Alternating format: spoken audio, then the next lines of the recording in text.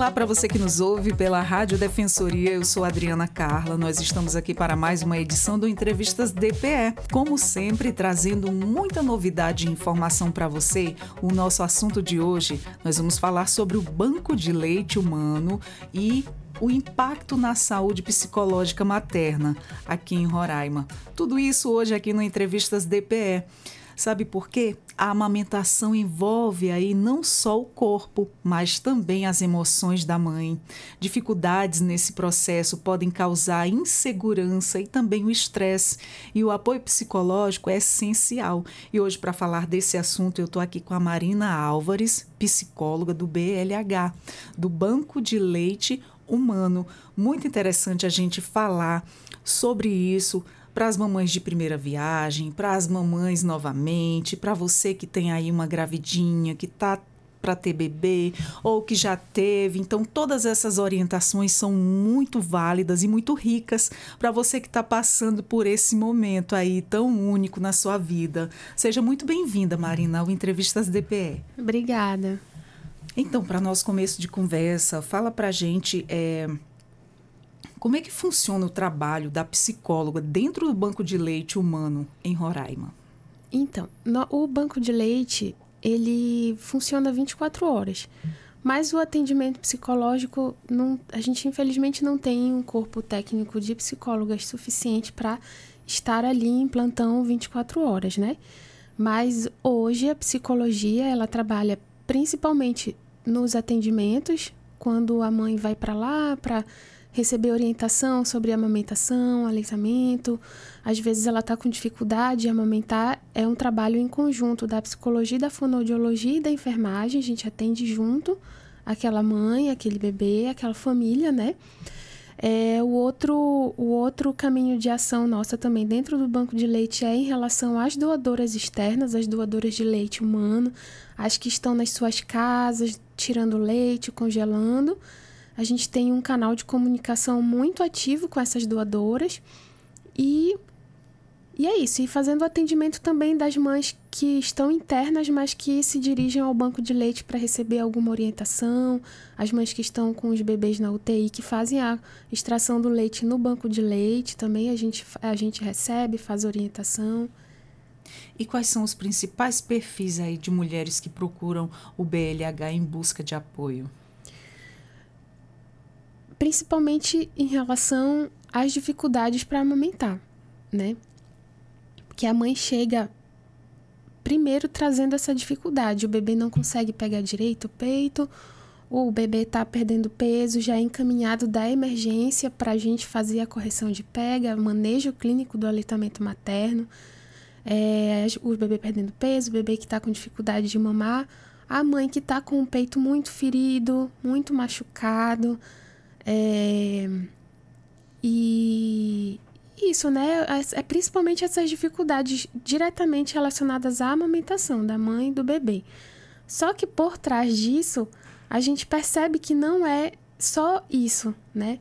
Se as mães pudessem entender a quantidade de variáveis que as envolve nesse momento dessa dificuldade da amamentação, elas entenderiam quanto tudo que elas vivenciam, que a família ali de apoio, né, que dá o suporte, pode influenciar nesse sucesso para a amamentação, a gente teria muito mais sucesso na amamentação. Engraçado, uma coisa que eu observei, cada gestação é diferente uma da outra, né? Uhum. E o que eu diferenciei nessas gestações aí, uma da outra? Teve uma que teve assim, uma situação bem crítica em relação ao bico do seio. Ele feriu, rachou ao meio e ficou assim impossível de amamentar a criança. Doía muito, era doloroso demais, era um processo assim muito doloroso. E tinha as pomadinhas que passava, aquele medicamento para estar tratando ali, fazer o tratamento, mas enfim, era muito sofrido. Já em outra gravidez, não teve absolutamente nada, a criança pegou normal. Já na terceira gravidez teve um pouco. Interessante isso, né? Exatamente. De gravidez para gravidez muda a situação. Sim, Porque de gestação para gestação, cada bebê é um bebê diferente. Então, o bebê mama com uma força diferente do outro, tem o formato da boca. Às vezes o bebê é mais ativo, às vezes o outro é mais dorminhoquinho. Tem essas diferenças de bebê para bebê. Mas também tem diferença da mãe. A mãe, ela é uma mãe diferente em cada gestação. Então, a mãe de primeira viagem, que a gente ama, ela é uma mãe diferente de quando ela se tornar mãe pela segunda vez. Nossa, totalmente. Não é? Totalmente. E quando ela se torna mãe pela terceira vez, ela é uma mãe diferente. E quando ela se torna mãe pela 10ª vez, ela é também uma mãe diferente. Não é porque ela já teve um filho ou 2 que ela já sabe o caminho das pedras ou que ela já sabe lidar com as suas demandas. É diferente, cada contexto é um contexto diferente. E por isso que acontecem essas intercorrências, né? E aí, com as intercorrências físicas específicas do aleitamento materno, com a questão da pega, a gente consegue dirimir ali na hora do atendimento. Principalmente com o atendimento da fonoaudiologia. Eles fazem o manejo da linguinha para ver se há necessidade da liberação do freio, né? Que é o teste da linguinha. Elas também fazem lá na hora, rapidinho. Tem tudo isso. Hoje já tem o teste da linguinha. No meu tempo ainda não tinha. Na época que eu tive os meus filhos, tinha o teste do pezinho, do olhinho, da orelhinha. Sim, tem. E já tem o teste da língua. Seria o quê? Para saber se a criança tem uma boa sucção? Se ela está conseguindo sugar, mamar? Não, o teste da linguinha é para ver esse freiozinho, essa pelezinha que a gente tem embaixo da língua, bem no meio. Sim. Alguns bebês, eles nascem com essa pelezinha muito comprida, assim, segurando até a ponta da língua. E para fazer a sucção, ele precisa colocar bastante a língua para fora. E ele não consegue, porque está presa. Nossa. Então, no caso da nossa maternidade, os dentistas fazem essa busca, né? Fazem esses testes nos leitos. Os bebês que precisam fazer a liberação, o dentista mesmo lá, mesmo na maternidade, já faz. Logo em seguida, depois de um tempinho, já pode mamar. A gente faz, geralmente, também o manejo desses bebês para corrigir. Esse teste é novo? Surgiu de um tempo para cá? Não, tem um tempo já, mas não é tão novo, não. E também não é tão antigo. É, digamos assim, recente, né? Mas ele já tem um tempo já. Muito interessante. Olha, tem que ver um todo mesmo, né? E ali no X da questão para saber identificar aquela problemática, por que aquela criança não está conseguindo mamar. Porque é uma aflição para a mãe, né? Exatamente. Porque o normal da nossa natureza é quando acaba de ter ali a criança já vem direto já mamando no peito. Já é assim uma coisa muito natural, né? Exatamente. Que acontece, é uma coisa linda, né? Única, depois que passa aquela dor horrível. Inclusive, as pessoas acreditam que esse vir mamar, né, esse mamar com naturalidade, com satisfação, com sucesso, é natural e não é. Ele é um processo aprendido, ele é um aprendizado, tanto para o bebê quanto para a mãe. E aí que vem a primeira frustração, porque a gente se prepara para o parto, a gente começa a saber tudo sobre parto. Parto normal, parto cesáreo, parto nanã, parto em casa, parto na banheira, parto na água, nanã. E quando chega a amamentação, a gente não sabe. É uma grande falha em alguns acompanhamentos de pré-natal. Isso, né? Com certeza. A gente percebe que em algumas situações existe essa falha. E aí, quando se depara com as primeiras dificuldades na amamentação, aquela expectativa que estava lá em cima e que até então deu tudo certo, cai por terra, né? É como se fosse de ladeira abaixo.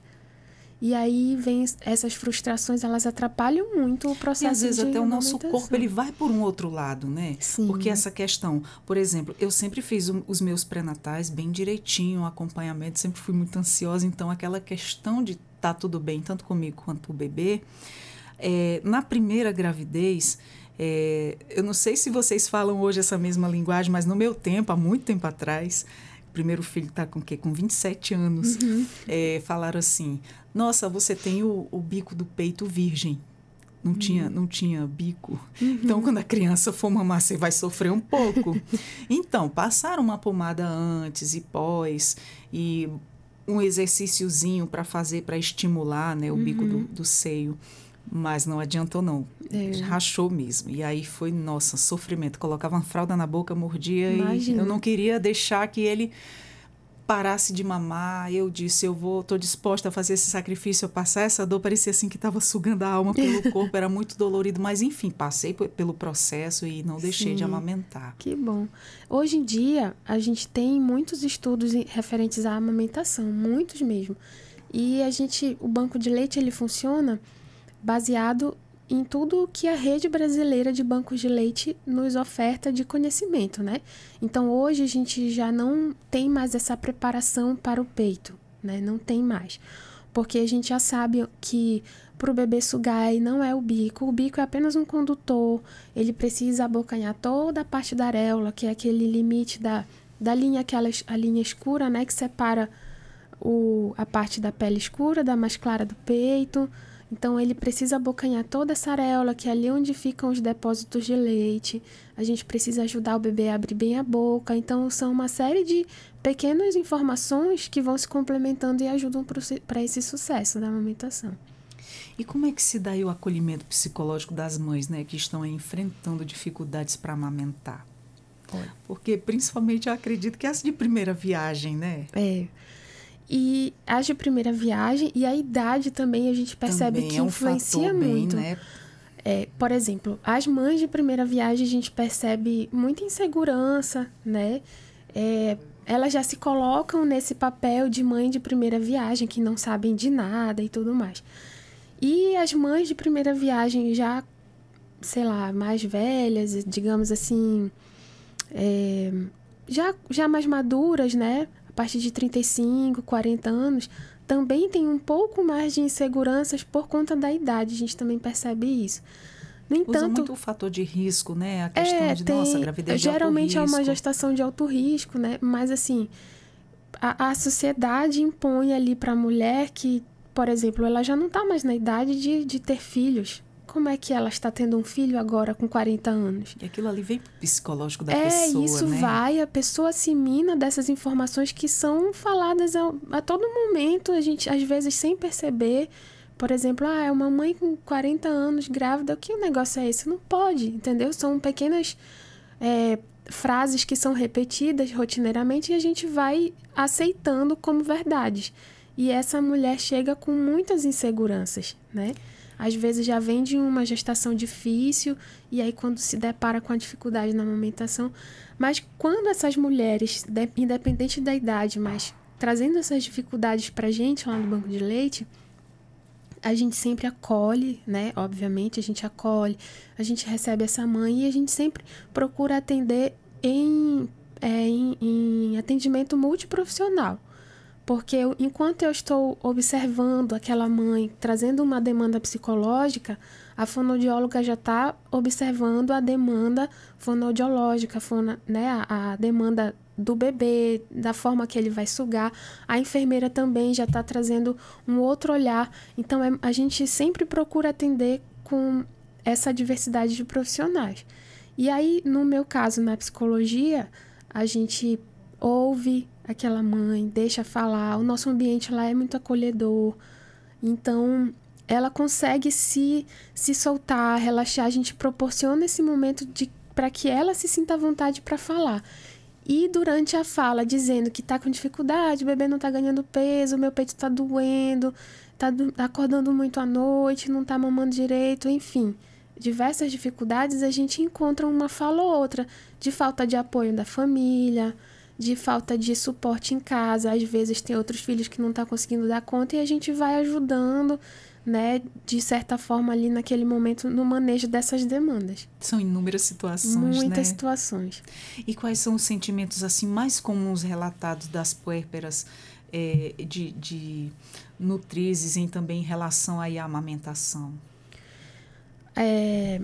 As demandas psicológicas que você está falando é principalmente essa insegurança. A falta do conhecimento que gira em torno da amamentação traz mais insegurança ainda.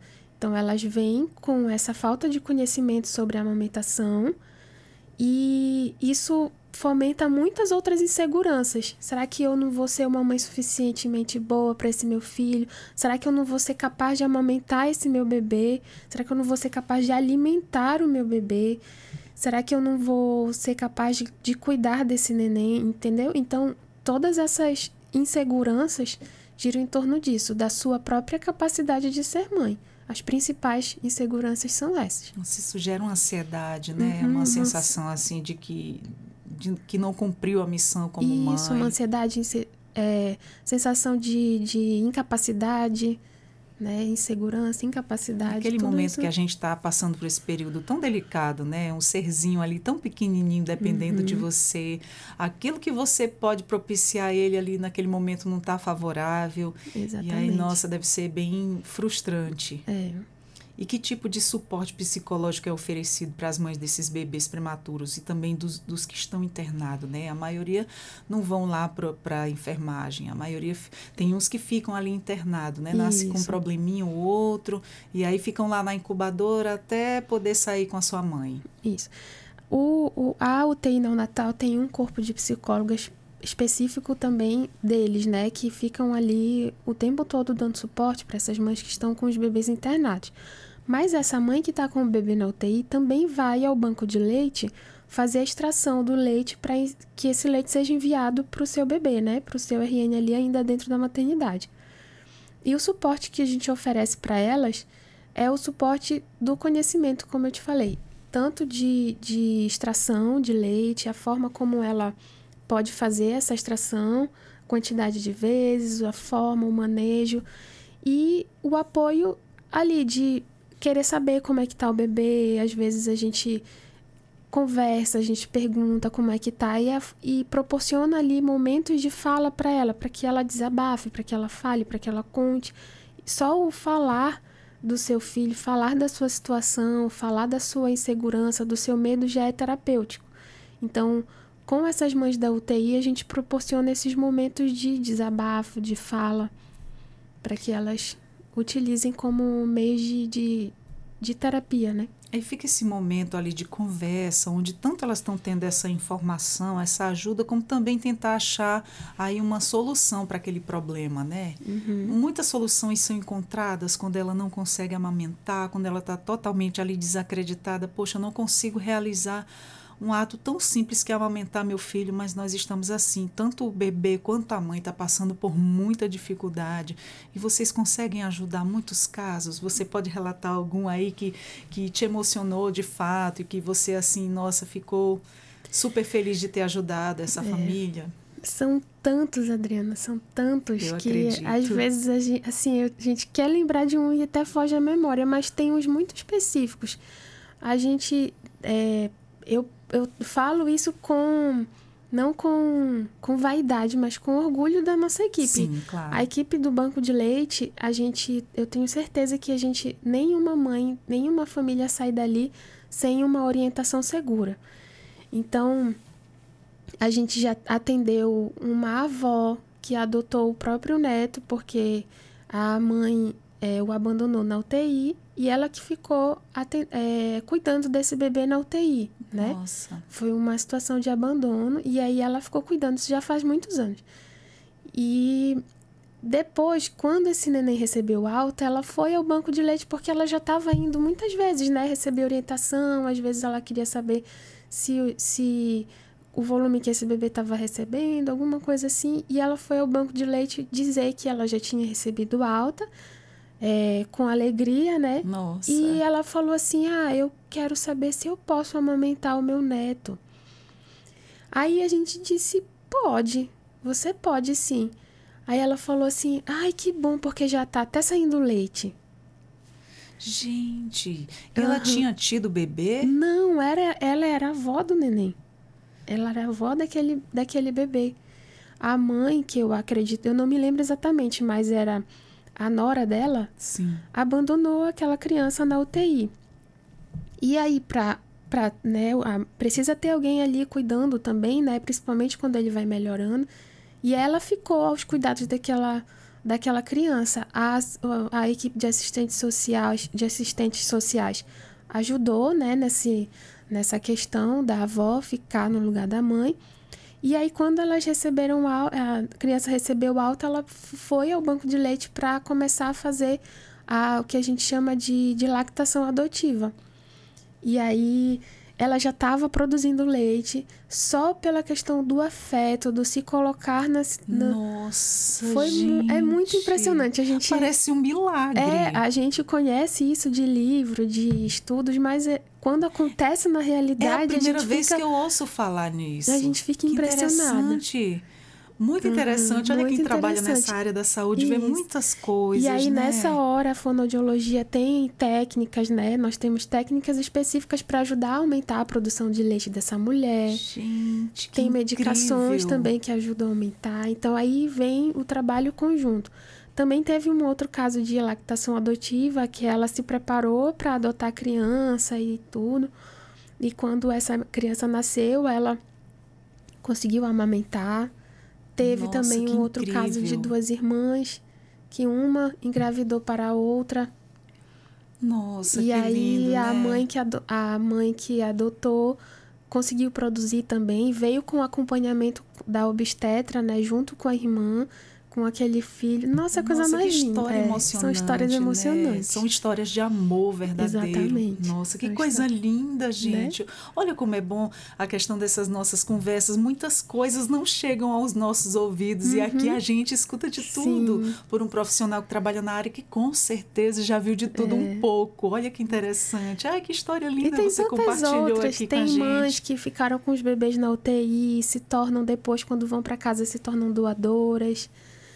Tem mães que chegam lá com muita dificuldade, assim, com uma dificuldade que parece impossível de se reverter. E aí depois a gente consegue reverter, consegue amamentar. Chegam lá com o bebê grandão para mostrar pra gente, olha, deu certo, tô aqui. Gente, que lindo. É um milagre do amor, né? Com certeza. Nossa, que lindo. E fala pra gente, a doação de leite humano, ele também envolve as questões emocionais? Como é que a psicologia atua nesse contexto? Com certeza. Na verdade, as questões emocionais, elas influenciam diretamente a produção de leite da mulher. Porque a mulher precisa ter uma tranquilidade, precisa ter um mínimo de equilíbrio emocional ali, o suporte, o apoio. Por isso que a gente fala muito do apoio daquela mulher que amamenta, né? Para que ela consiga produzir o leite. Porque senão os hormônios ela não consegue produzir os hormônios que vão produzir o leite, né? E no caso da doação de leite, são mulheres, as nossas doadoras são mulheres que começam a doação, iniciam a doação com altas produções, com excedente de leite. E no decorrer dos meses, elas vão naturalmente, isso é natural do corpo humano, vai adaptando a demanda do bebê, vai diminuindo o volume de leite doado. Mas a gente sempre está conversando, às vezes elas têm, por exemplo, uma perda de um ente querido da família, e aí elas dizem que essa semana eu não consegui, a minha produção tá baixa, então meu bebê, sabe, e aí eu não produzi porque eu tô muito triste, aconteceu isso. E a gente abala emocional. Abala emocional, abala a produção. Aí a gente também tem o suporte psicológico para essas mães doadoras, especificamente em alguns casos, né, que elas solicitam. E quais são os fatores assim que mais motivam as mães se tornarem doadoras de leite humano? A gratidão. São muitas histórias, né? A gratidão, uma delas, né? A gratidão eu acredito que seja o mais recorrente. Assim, a gratidão, a vontade de ajudar, ou por ter sido ajudado, ou pelo entendimento da importância da amamentação na vida de uma criança. Que lindo, olha só. E existe aí algum impacto positivo observado na autoestima ou também no bem-estar dessas mães que doam? Sim. Esse sentimento de gratidão, ele é recíproco, né? Ele é via de mão dupla. Você doa, no caso da doação, né? Você doa e você se sente gratificada por doar. É isso. E no caso das... Quais as particularidades você observa no atendimento das mães indígenas ou também das migrantes venezuelanas em Roraima?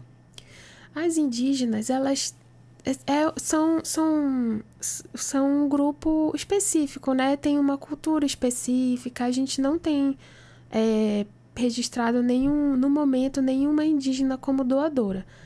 Quando elas têm o bebê na UTI, elas vão para lá, para o banco de leite, para doar o seu próprio leite para o seu bebê, né? E ainda assim, às vezes, é um pouco difícil delas compreenderem, dependendo da comunidade em que elas vivem, né? Tem comunidades mais aculturadas, digamos assim, mas aquelas, por exemplo, Yanomamis, elas têm muita dificuldade da gente ensinar, de tocar no seio para extrair aquele excedente de leite. Elas produzem muito leite. E para elas se tornarem doadoras depois é um pouco mais complexo. As imigrantes venezuelanas também têm uma questão cultural com relação à amamentação, que a gente, apesar de no início, né, do boom imigratório, a gente ter percebido isso, da questão de não ser muito comum o incentivo à amamentação na cultura deles, hoje a gente percebe que já está diferente.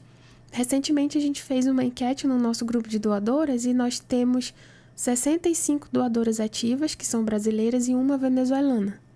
E frequentemente isso tem mudado, né? Elas estão já mais abertas ao entendimento da amamentação,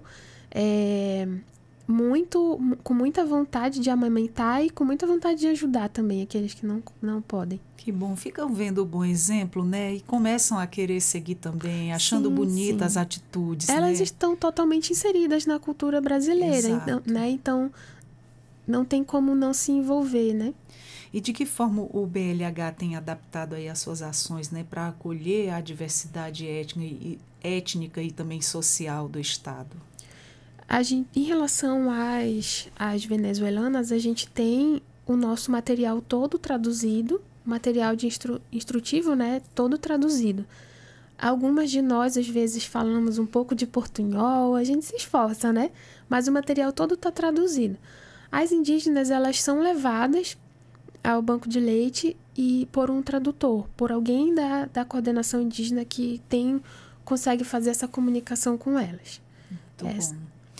E você percebe aí alguma mudança significativa no estado emocional dessas mães, né, após o acolhimento do BLH? Sim, porque no banco de leite a gente chega com muita informação. A gente até entende às vezes que é informação demais, sabe? A gente tenta focar nas informações preciosas para aquele momento. Mas são muitas informações. Só que a informação também ela é libertadora, né? Então, quando elas entendem como as coisas funcionam, principalmente no próprio corpo delas, em relação à produção de leite, as coisas ficam mais naturais, ficam mais fáceis. Exatamente. E como é que a equipe multidisciplinar, enfermeiros, nutricionistas, os médicos também, eles trabalham em conjunto aí com a psicologia, né, para garantir um atendimento integral? Sim, nós temos um grupo uma equipe técnica de enfermeiros, fonoaudiólogos, psicólogos, né? Tem a médica pediatra que trabalha também, que é responsável médica. Tem nutricionistas em todos os plantões. E fora todas as técnicas de enfermagem, técnicas de nutrição e bioquímicas do laboratório e técnico em laboratório. Então, a gente trabalha muito em conjunto. No atendimento específico, na assistência, a gente também faz, como eu te falei, né? A gente procura sempre atender em conjunto. Muito bom. E o que você acredita que poderia ser feito aí para ampliar o suporte psicológico nos BLHs, né, em todo o país? Ter profissionais, né? O conhecimento o estreitamento da relação da psicologia com a maternidade, com a produção de leite, com bancos de leite. A gente precisa ter esses profissionais capacitados para esse atendimento específico da saúde materna e ter profissionais, né, especificamente, porque às vezes quando eu cheguei no banco de leite, que eu entrei, eu não tinha muito conhecimento do que o psicólogo poderia fazer ali, justamente por não ter um histórico, né, de atuação da psicologia dentro do banco de leite aqui. E aos poucos a gente vai vendo que a gente precisa ter, sim, muito espaço dentro dos bancos de leite para que a gente consiga esse retorno em relação ao aleitamento materno, principalmente. Exato. E na sua visão, qual é o papel do BLH como política pública na saúde mental materna? Muito importante. Como eu te falei, eu repito mais uma vez, o conhecimento, ele é libertador. Então, a gente tem conhecimentos, tem entendimentos que só o banco de leite especificamente tem acesso por conta de pasteurização do leite, por conta do processamento desse leite depois. Então, são coisas muito específicas em relação à doação de leite também.